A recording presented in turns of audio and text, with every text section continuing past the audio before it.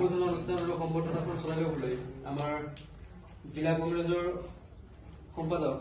মকবুল হুছেইন ডাঙৰীয়াক আহ্বান জনাইছো।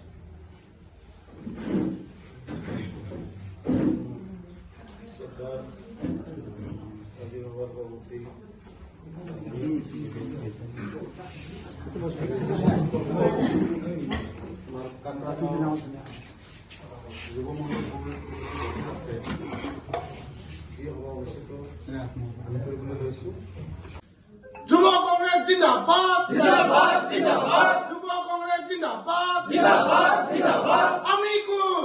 কট্টৰপন্থী আমি কোন কট্টৰপন্থী আমি কোন কট্টৰপন্থী